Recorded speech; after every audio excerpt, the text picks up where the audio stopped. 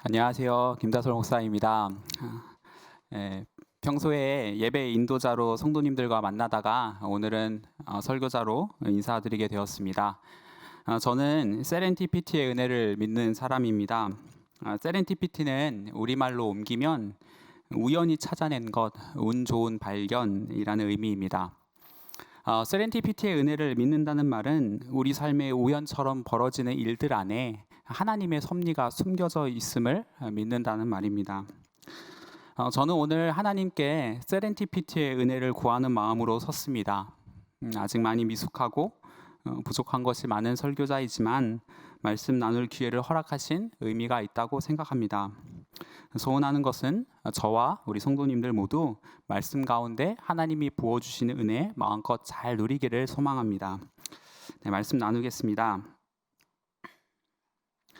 최근에 저희 교회에 다니는 청소년부 친구와 만나서 함께 교제할 기회가 있었습니다.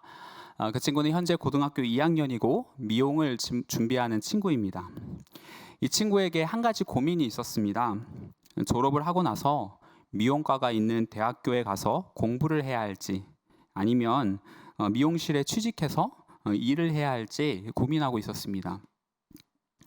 그 친구에게 조금이라도 도움이 되고 싶었던 저는 단골로 다니는 미용실에 가서 원장님께 조언을 구했습니다.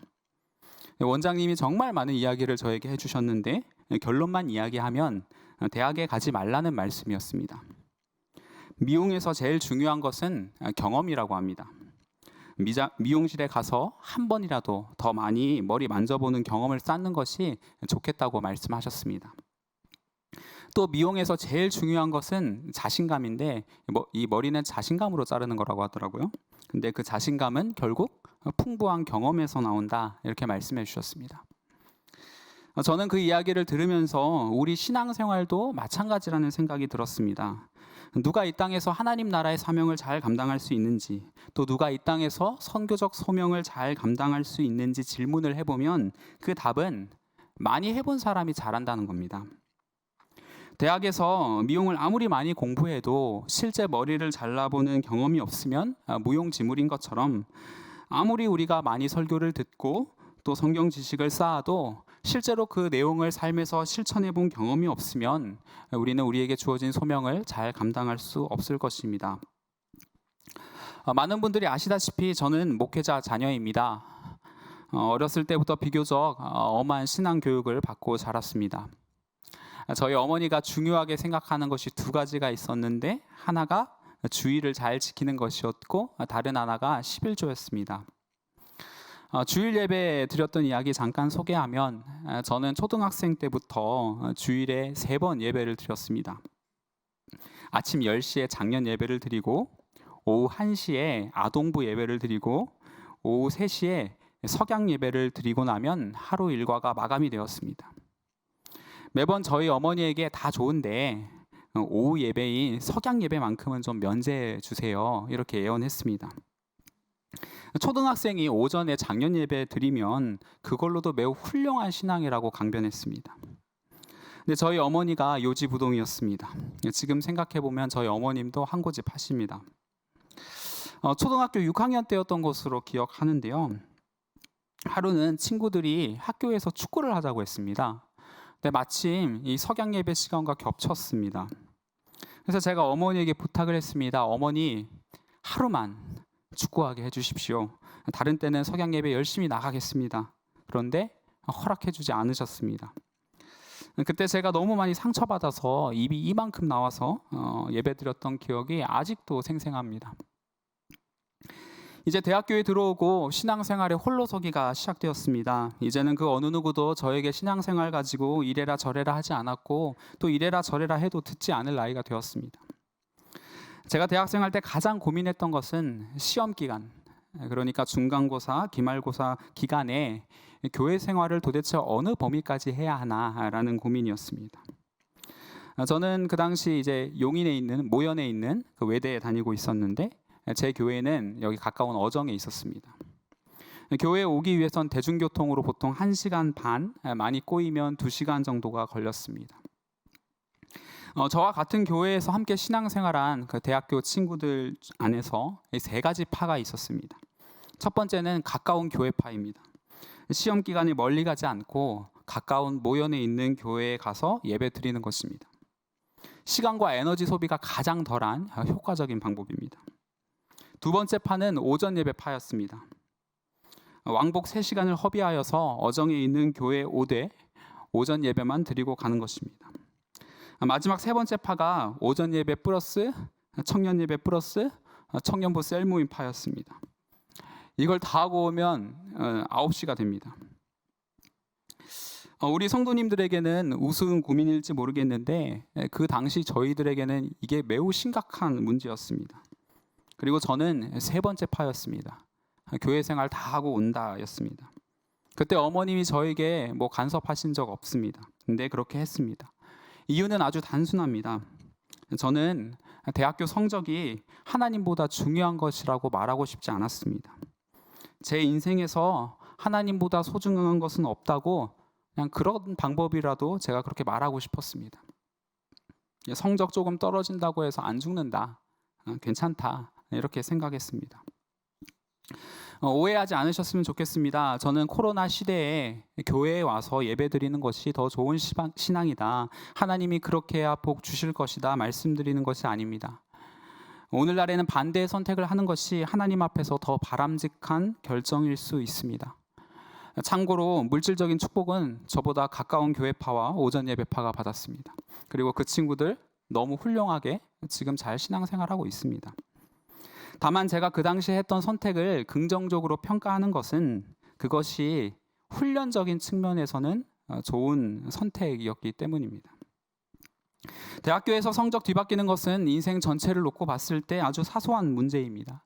그러나 실제로 사회생활을 하게 되고 정글과 같은 세상에서 신앙을 지키려고 하면 그때는 정말 우리의 생계와 목숨을 걸어야 할 때가 있는 것이 사실입니다. 그런데 그 순간이 왔을 때 먼저 그의 나라와 그의 의를 구하라는 하나님의 말씀에 의거하여 작은 것 하나 희생해 본 경험이 없는 사람은 세상에서도 그 삶을 살지 못할 것이라고 저는 생각합니다. 어떤 면에서 저에게 목사라는 직업을 선택하는 것은 목숨을 거는 일이었습니다. 시골에서 목회하시는 아버지를 보면서 목회에서는 안 되는 100가지 이유를 배웠습니다. 그런데 이 길을 선택했습니다. 목회를 하면 많이 힘들고 조금은 부족하게 살겠지만 굶어 죽지는 않겠다 생각했습니다. 그런데 만약에 제가 젊은 시절에 하나님을 위해서 저의 시간과 또 저의 재정을 포기하는 경험을 전혀 해보지 않았다면, 아주 사소한 것이었지만 신앙의 도전들을 해보지 않았다면 저는 감히 제 인생 전체를 하나님께 걸 수 없었을 것입니다. 제가 이런 말씀을 드리는 것은 오늘 우리가 읽은 성경 본문을 신앙의 도전 혹은 신앙의 훈련 이런 차원에서 읽어보면 좋겠다는 생각이 들어서입니다. 오늘 우리가 읽은 본문은 아주 유명한 본문입니다. 제자들이 풍랑을 만나서 고난을 당하고 있습니다. 그리고 그 고난당하는 제자들을 향하여서 예수님이 물 위로 걸어오십니다. 오늘 본문을 이해하려면 성경에서 이 물을 건너는 행위가 어떤 의미를 갖는지 알 필요가 있습니다. 제가 어릴 적에 목사님들께서 이런 농담 하시는 거 자주 들었습니다. 이 목사 안수를 받으시는 분들에게 하는 이야기인데 농담처럼 아이고 이제 요단강 건너셨네요 라는 이제 농담입니다. 이게 어떤 의미냐면 이제는 다시 돌아갈 수 없다. 목사 안수 받은 거 못 물은다. 낙장불입이다. 이런 의미입니다. 그런데 이 성서적 근거가 매우 탄탄한 농담입니다. 성경에서 물을 건너는 행위는 대개 지나온 과거의 삶을 청산하고 새로운 삶의 지평으로 넘어간다는 것을 의미합니다. 가장 좋은 예가 이스라엘의 홍해 도하 사건입니다.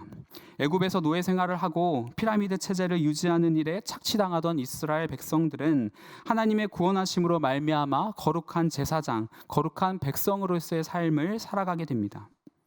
그 새로운 삶으로 진입하는 경계가 바로 홍해였습니다.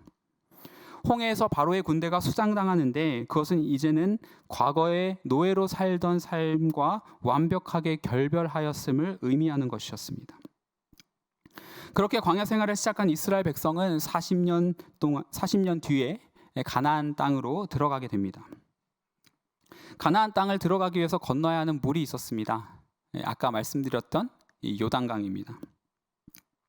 요단강도 새로운 삶으로 넘어가는 경계를 의미합니다. 광야에서의 삶이 끝나고 가나안 땅에서의 새로운 삶이 시작되었다는 것을 알리는 장소였습니다.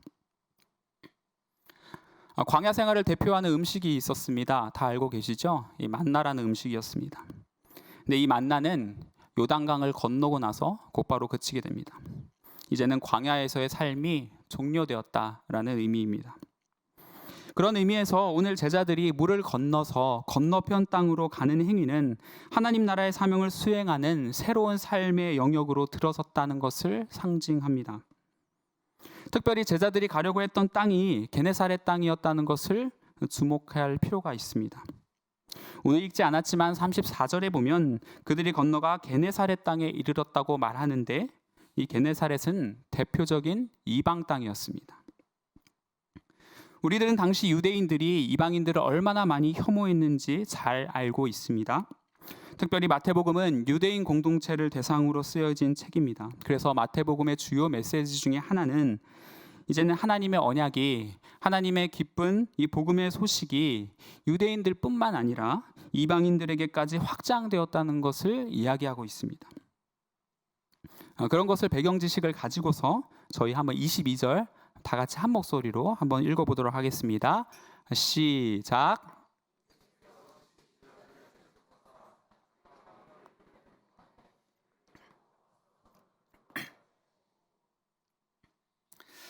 네, 여기서 눈여겨봐야 할 표현이 즉시 또 재촉하사라는 구절입니다.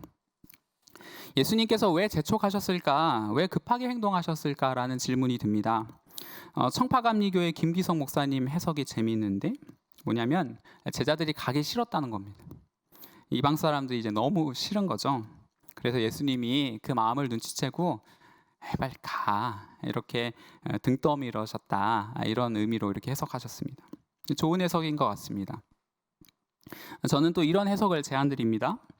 오늘 본문을 예수님이 제자들을 파송하시는 장면으로 이해하는 것입니다.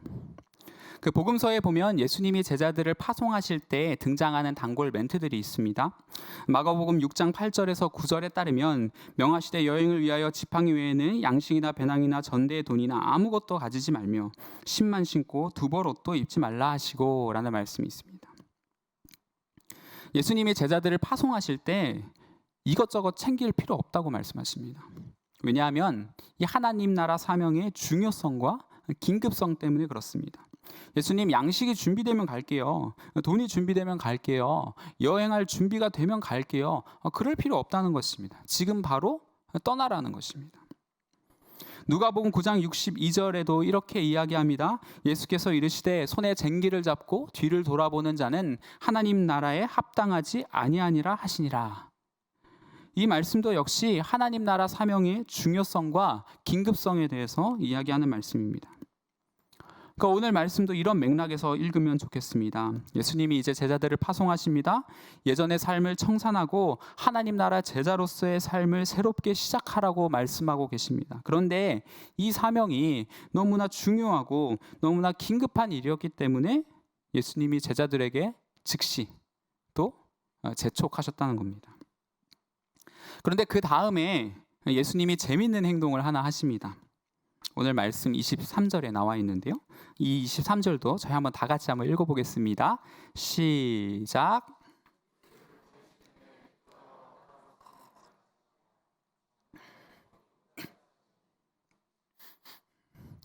예수님께서 제자들은 이렇게 급하게 재촉해 놓으시고는 본인은 굉장히 느긋하게 기도를 하러 가셨습니다.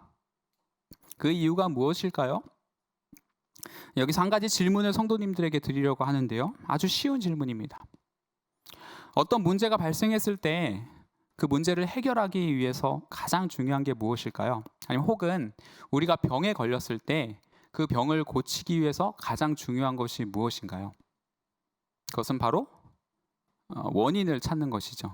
정확한 진단을 내리고 또 문제의 원인을 찾아야지 정확한 해결 방법을 알 수가 있습니다. 저는 예수님께서 기도하시면서 그 작업을 하셨다고 생각합니다. 이렇게 기도하신 거죠. 하나님, 우리가 이제 저 땅으로 넘어가야 합니다. 혐오의 벽을 넘어야 하고 우리에게 익숙한 것들과 결별해야 합니다.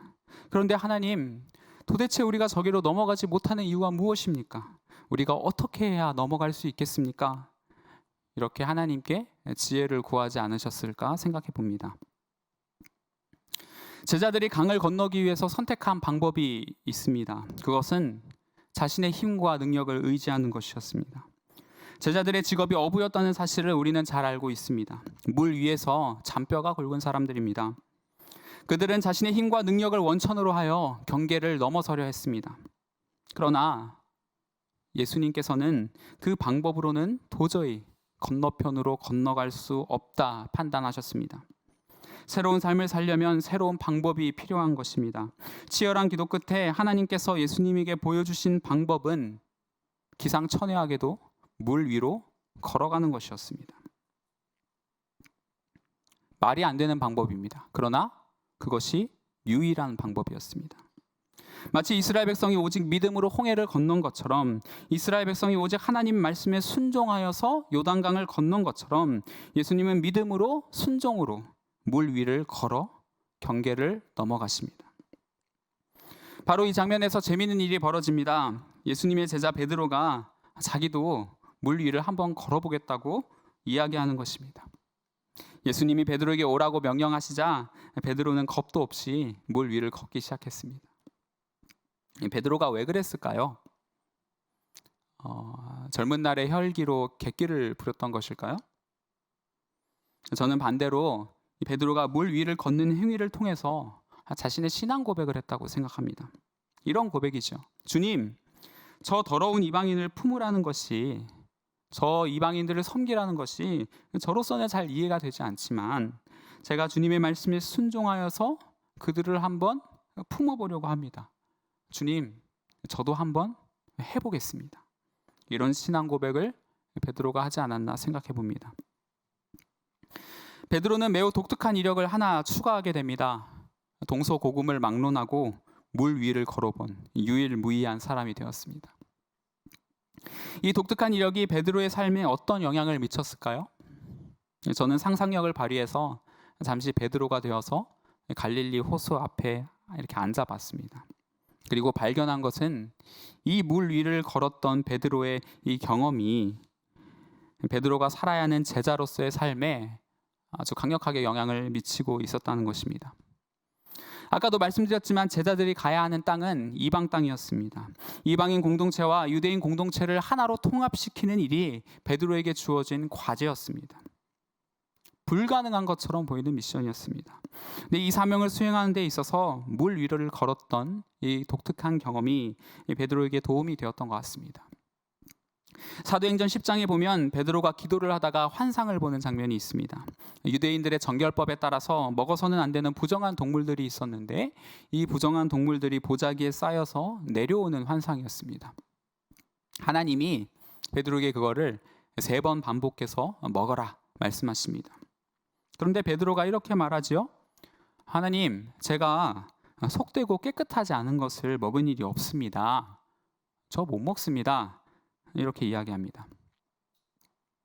그런데 그 환상을 보고 나서 고넬료라고 하는 이방인이 베드로에게 찾아와서 자신의 집으로 초청하는 일이 생깁니다. 아마 베드로는 그 초청에 응하고 싶지 않았을 것입니다. 이방인과 함께 교제하고 식사를 나누고 접촉하고 싶지 않았을 것입니다. 자기가 지금까지 고수해왔던 유대인의 세계관과 유대인의 삶의 방식을 포기하기가 어려웠을 것입니다. 그러나 베드로는 고넬료의 초대를 수락하고 그들에게 찾아가 세례를 베풉니다. 그 모습을 보면서 강경한 유대주의자들이 얼마나 베드로에게 손가락질했겠습니까? 또 얼마나 수많은 저항이 있었겠습니까? 또 얼마나 조직적으로 그를 무너뜨리려고 했겠습니까? 그런데 바로 그때 베드로는 예수님과 물 위를 걸었던 그 추억을 기억해냈을 것입니다. 그리고 예수님의 말씀에 순종하여 물 위를 걸었던 경험이 그에게 용기를 주었을 것입니다. 그런가 하면 베드로가 실족할 때도 있었습니다. 갈라디아서 2장에 보면 바울이 베드로를 책망하는 이야기가 나옵니다. 베드로가 이방인들과 함께 식사하다가 할례주의자들이 온다는 소식을 듣고 그 자리에서 슬며시 도망쳤던 일이 있습니다. 그것을 보고 바울이 베드로의 외식을 책망하는 그 이야기가 갈라디아서 2장에 등장합니다. 아마도 베드로는 유대주의자들의 그 저항과 그 비난이 많이 두려웠겠지요.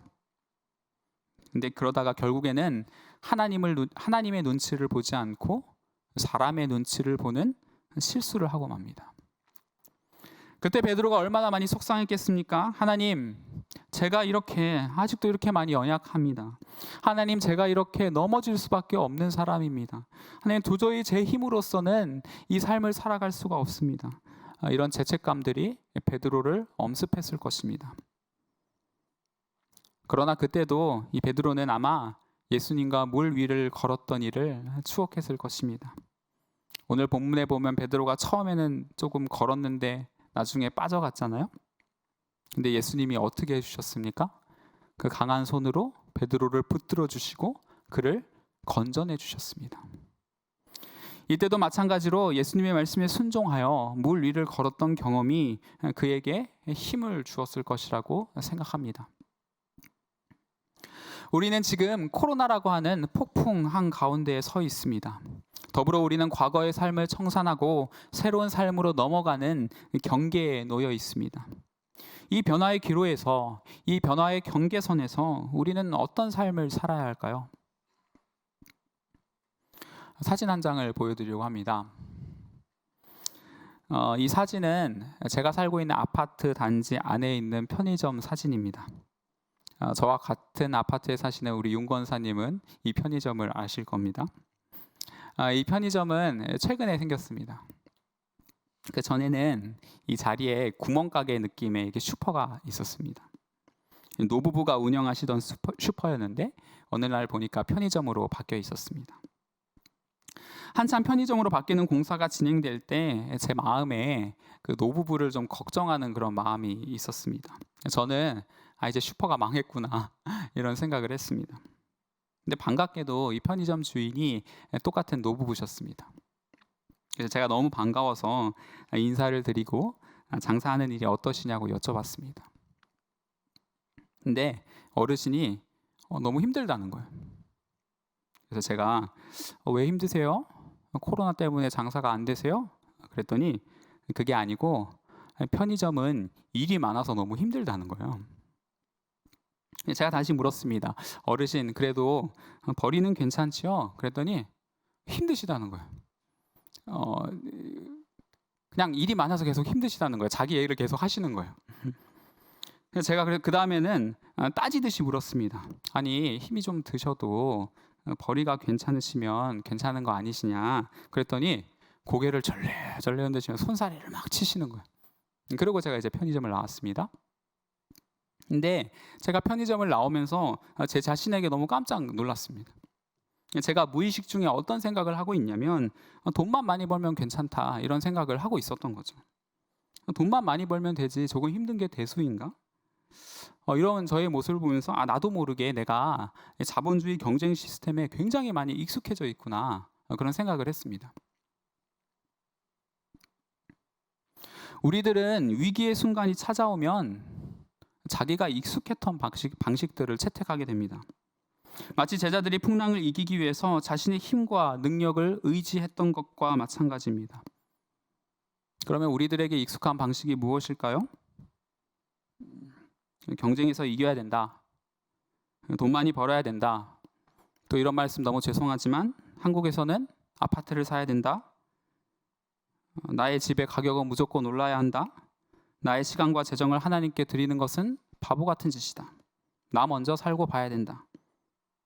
이것이 어쩌면 현재 우리의 삶에 익숙한 사고와 삶의 방식들은 아닌지 모르겠습니다. 그런데 예수님께서는 그 방법으로는 우리에게 익숙한 사고와 우리에게 익숙한 삶의 방식으로는 우리에게 주어진 사명을 절대 감당할 수 없다고 오늘 본문이 이야기하고 있습니다. 우리에게는 물 위를 걷는 신앙이 필요한 것입니다. 마치 베드로가 물 위를 걸음으로 하나님, 혐오스러운 이방인들을 품는 것이 너무나 어렵지만 주님의 말씀에 순종하여 한번 도전해 보겠습니다.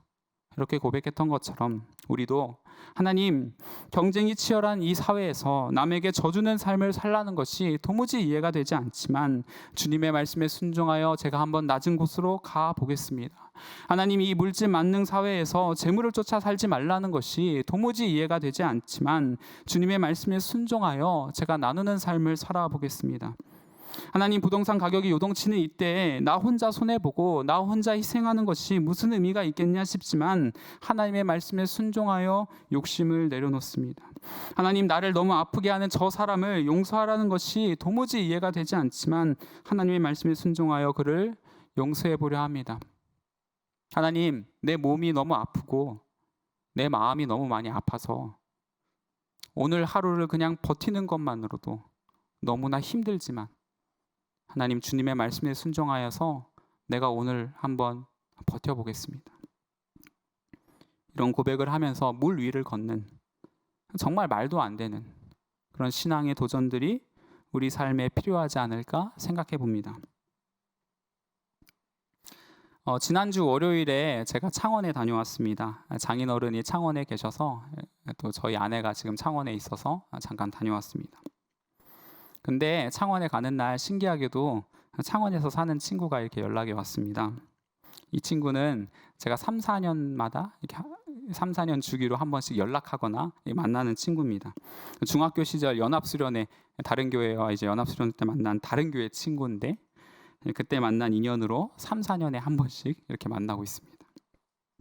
가장 최근에 만났던 게 이제 4년 전인데 그 친구 이제 섬기는 교회에서 여름 성경학교를 한다고 해서 제가 강사로 초빙돼서 다녀온 적이 있습니다. 그 이후로 처음 이제 연락이 닿은 것입니다. 그동안 어떻게 지냈는지 물어봤습니다. 이 친구는 이제 목회자 자녀인데 아버님이 창원에서 목회를 하고 계십니다. 작은 개척교회를 하고 계신데 최근에 고려 이주민들이 갑자기 이제 불어나서 그분들을 대상으로 한 목회를 하고 계신다. 한 3, 40명 정도 나오신다고 하더라고요.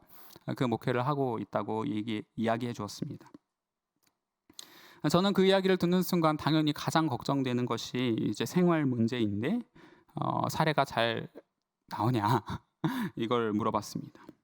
그랬더니 이 친구가 교회에서는 돈 한 푼도 안 받고 하나님이 다 채워주셔 이러는 거예요.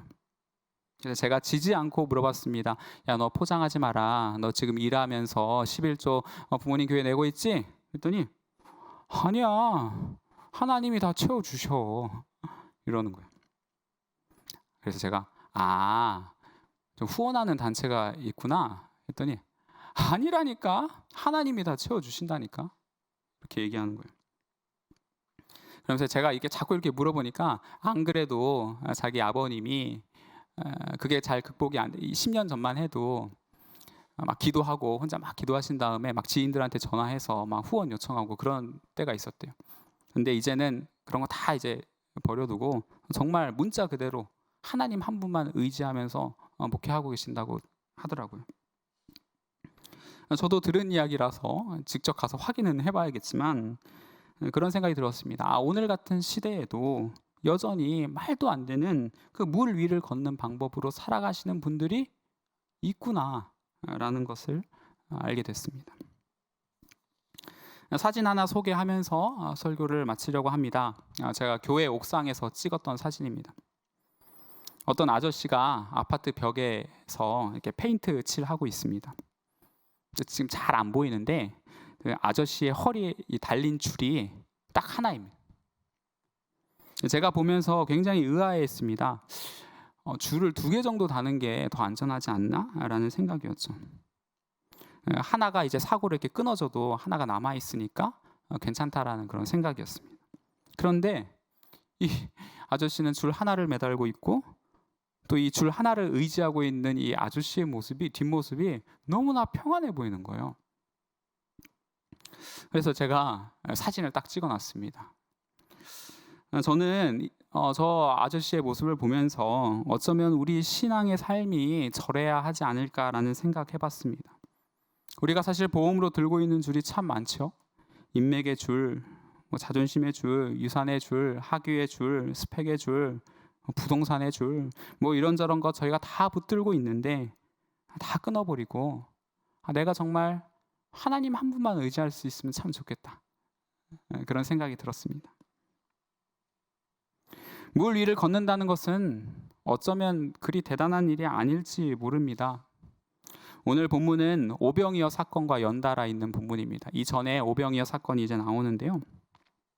연결지어서 생각해 볼 수 있습니다. 어쩌면 일상에서 만나는 그 보리떡 5개와 물고기 2마리 같은 그런 작은 일들이 사실은 물 위를 걷는 첫 발걸음이 아닐까 저는 생각해 봅니다.